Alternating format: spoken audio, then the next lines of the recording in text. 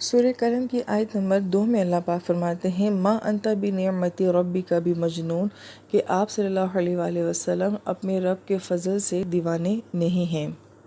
اس آیت کے ضمن میں مفسرین کرام یہ فرماتے ہیں کہ آپ علیہ السلام کو کفار نے بہت سارے ناموں کے ساتھ پکارا ہے۔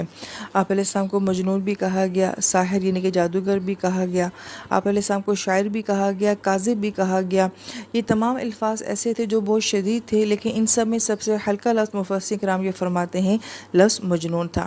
لیکن سوال یہ پیدا ہوتا ہے کہ انہوں نے آپ علیہ السلام کو مجنون کیوں کہا؟ تو اہل علم یہ فرماتے ہیں کہ لفظ مجنون جو ہے اس کا ایک معنی تو یہ بیان کیا جاتا ہے کہ جس شخص کا دماغی توازن ٹھیک نہ ہو،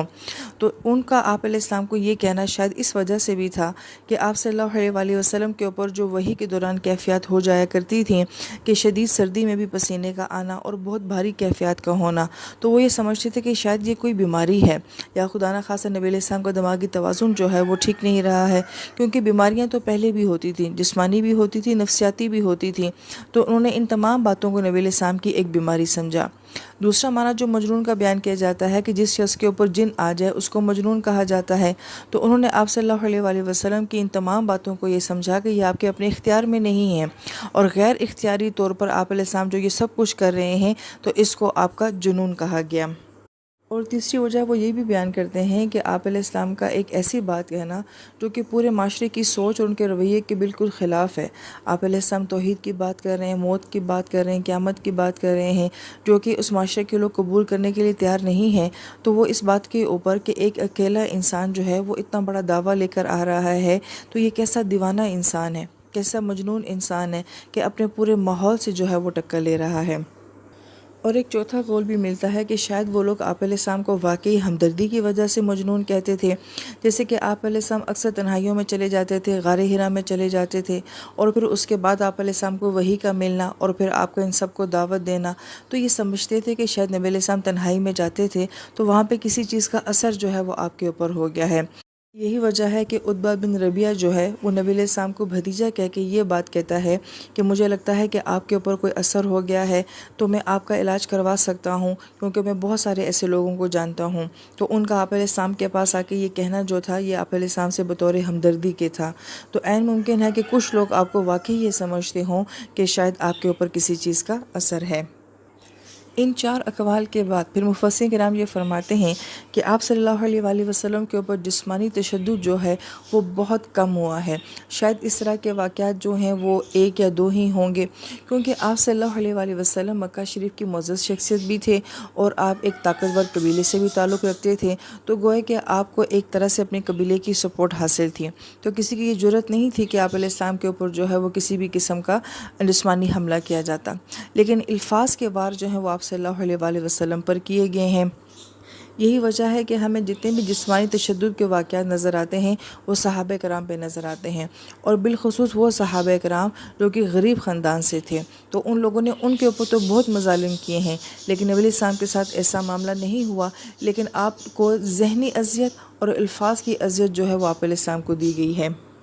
پھر اسی زمان میں مفسرین کرام جو اہم بات فرماتے ہیں وہ یہ ہے کہ اگر ایک انسان ایک بہت بڑے مقصد کے لیے کوئی دعوت لے کے چلتا ہے تو اس کی دعوت کو کچلنے کے لیے سامنے والا انسان جب آپ کا مخالف ہوتا ہے تو سب سے پہلے اس کا وار کیا آتا ہے کہ وہ اپنے الفاظ سے اس انسان کو اس کے عزم، اس کے ارادے میں جو ہے وہ ہلانے کی کوشش کرتا ہے یا مایوس کرنے کی کوشش کرتا ہے۔ لہٰذا ایک فوری رد عمل سامنے والے کی طرف سے کیا آتا ہے کہ وہ آپ کے اندر خامیاں تلاش کریں گے، آپ کے کردار کی بات کریں گے، آپ کی دعوت کے اوپر تنقید کریں گے، آپ کے مقصد کے اوپر تنقید کریں گے، اور یہ پہلا حملہ جو ہوتا ہے یہ بہت سخت حملہ ہوتا ہے۔ اگر تو وہ شخص مضبوط ارادے والا ہے، ہمت والا ہے، اور ان تمام حالات کو اگر وہ سہ جاتا ہے تو پھر اس کے بعد دوسرا مرحلہ جو آتا ہے وہ پھر جسمانی تشدد کا آتا ہے اور سختیوں کا آتا ہے۔ یہی وجہ ہے کہ ہم مکہ کی زندگی میں دیکھتے ہیں کہ ان لوگوں نے شروع میں صرف آپ علیہ السلام کو زبانی الفاظ کے ساتھ ہی جو ہے وہ اذیت دی ہے۔ جب انہوں نے دیکھا ہے کہ نبی علیہ السلام کی دعوت پھیل رہی ہے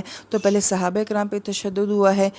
پھر اس کے بعد یہ بات دیکھی جاتی ہے کہ آگے جا کے شیب ابی طالب کا واقعہ آتا ہے جہاں وہ آپ علیہ السلام کا کھانا پینا بند کر دیتے ہیں، یا آخر میں بالکل جا کے جب آپ علیہ السلام کے قتل کا نعوذ باللہ منصوبہ بنایا جاتا ہے۔ لیکن شروع میں جو ہے کسی انسان کو اس کے مقصد میں ہرانے کے لیے سب سے پہلے سامنے والے کا وار کیا آتا ہے کہ آپ اس کو مینٹلی کمزور کر دیں، اس کے مقصد کا مذاق اڑانا شروع کر دیں، پھر وہ ہمت ہار جائے گا۔ تو جب دائی خود ہمت ہار جائے گا تو اس کی دعوت خود بخود ختم ہو جائے گی۔ یہاں پہ بھی ہم آپ صلی اللہ علیہ وآلہ وسلم کا وہ مضبوط کردار دیکھتے ہیں کہ مکہ کی زندگی میں تو جہاد ہے ہی نہیں، لڑائی ہے ہی نہیں، صرف صبر ہی صبر ہے۔ تو گویا کہ یہاں پہ ساری طاقت کس کی ہے؟ آپ کا مینٹلی اسٹرانگ ہونا، آپ کا اپنے ارادے میں پکا ہونا۔ یہ ہم نبی علیہ السلام سے اس زندگی میں سیکھتے ہیں کہ آپ نے ان کی باتوں کو بھی سہا ہے، ان کے رویے کو بھی سہا ہے، اور بھی کسی قسم کا آپ کے مقصد میں کوئی فرق نہیں آیا ہے، بلکہ آپ کی دعوت آگے بڑھتی گئی ہے۔ یہ بہت اہم نکتہ مفسر کرام یہ فرماتے ہیں کہ آپ بھی جب زندگی میں کوئی بھی کام، کوئی بھی مقصد لے کے چلتے ہیں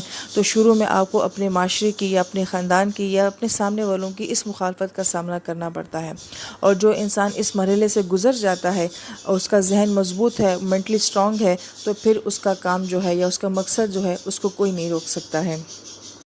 پھر اس آیت مبارکہ کے ضمن میں مفسرین کرام یہ فرماتے ہیں کیا ان تمام الفاظ کا آپ علیہ السلام کی شخصیت کے اوپر کوئی اثر ہوتا تھا؟ تو ہم یہ دیکھتے ہیں کہ یہ ساری مخالفتیں جو ہیں آپ کے مقصد میں، آپ کی ہمت میں، آپ کے ارادے میں تو کوئی خلل نہیں ڈالتی تھیں، مگر آپ علیہ السلام کو ان الفاظ کا دکھ ضرور ہوتا تھا، کیونکہ ظاہر بات ہے آپ علیہ السلام کے سینے میں بھی ایک انسانی دل تھا، اور جو کسی کی بدتمیزی کو محسوس کرتا تھا، کسی کی بے رخی کو محسوس کرتا تھا، تو ان الفاظ سے آپ علیہ السلام غمزدہ ہو جایا کرتے تھے، اور پھر اللہ پاک قرآن کے ذریعے آپ علیہ السلام کو تسلیاں دیا کرتے تھے۔ اور یہ آیت مبارکہ بھی گویا کہ آپ علیہ السلام کی ایک تسلی ہے کہ نبی آپ کے اوپر ہمارا فضل ہے، تو جس کے اوپر اللہ کا فضل ہو کیا وہ مجنون ہو سکتا ہے؟ کیا وہ دیوانہ ہو سکتا ہے؟ اور پھر مفسرین کرام یہ بات بھی فرماتے ہیں کہ آپ علیہ السلام کا ان الفاظ سے غمزدہ ہو جانا، پریشان ہو جانا، یہ ایک فطری تقاضا ہے۔ اس سے نبی علیہ السلام کی نبوت کے منافی کوئی بات نہیں ہوتی ہے، نہ ہی اسے آپ علیہ السلام کے مقام کے اوپر کوئی اثر پڑتا ہے۔ یہ انسان کی فطرت ہے کہ وہ اچھے الفاظ کا بھی اثر لیتا ہے اور برے الفاظ کا بھی اثر لیتا ہے، لہٰذا یہ غمزدہ ہونا، یہ دکھی ہونا، یہ عین فطرت کے مطابق بات ہے۔ مگر جو غور طلب بات ہے کہ آپ علیہ السلام نے ان تمام باتوں کو اپنے ذہن کے اوپر سوار نہیں کیا اور اسے اپنے مقصد کی رکاوٹ نہیں بنایا۔ ظاہری بات ہے کہ نبی علیہ السلام وہ ہستی تھیں جو کہ 40 سال تک ان کے درمیان میں رہی ہیں، اور وہ آپ علیہ السلام کو صادق اور امین کہتے ہیں، اور اپنے فیصلے آپ علیہ السلام سے کرواتے ہیں، اور آپ کی عزت کرتے ہیں۔ تو 40 سال تک انسان جن لوگوں سے عزت ہی لیتا رہا ہو اور محبتیں لیتا رہا ہو، یکدم جب ان کے رویے اس طرح سے بدل جائیں اور وہ آپ کو ان الفاظ سے پکارنا شروع کر دیں، تو کسی بھی انسان کے لیے ان تمام رویوں کو سہنا بہت مشکل ہو جاتا ہے۔ تو محبت کو نفرتوں میں بدلتا ہوا دیکھنا، اور عزت کو جو ہے وہ بدتمیزی میں بدلتا ہوا دیکھنا، جن لوگوں سے ہمیشہ اچھے الفاظ سننے کے آپ عادی ہوں، یکدم ان کے لبوں سے جو ہے اس قدر سخت الفاظ کا سننا، یہ آسان کام نہیں ہوتا، یہ ایک بہت مشکل بات ہوتی ہے۔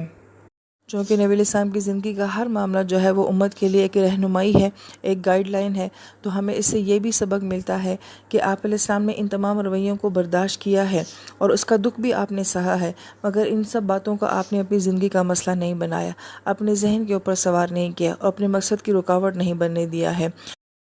اور نبی علیہ السلام کی زندگی ہماری اس طرح سے رہنمائی کرتی ہے، جو کہ آج ہمارے معاشرے کی بہت بڑی بیماری بن چکی ہے کہ لوگ کیا سوچیں گے اور لوگ کیا کہیں گے۔ ہمارے 90% کام ایسے ہی ہوتے ہیں جس میں ہم صرف یہ سوچ کر کرتے ہیں کہ لوگ کیا کہیں گے اور لوگ کیا سوچیں گے۔ اگر نبی علیہ السلام کی ذات بھی یہ سوچتی کہ لوگ کیا کہیں گے، کافر کیا سوچیں گے، تو آپ علیہ السلام کبھی دعوت نہ دے سکتے۔ لہٰذا اپنی زندگی میں اپنے مقصد کے اوپر فوکس ہونا چاہیے، اپنے ارادے میں کسی قسم کی کمزوری نہیں ہونی چاہیے۔ لوگوں کی باتیں دکھ دیتی ہیں، مگر انہیں اپنی زندگی کا مسئلہ نہیں بنانا چاہیے۔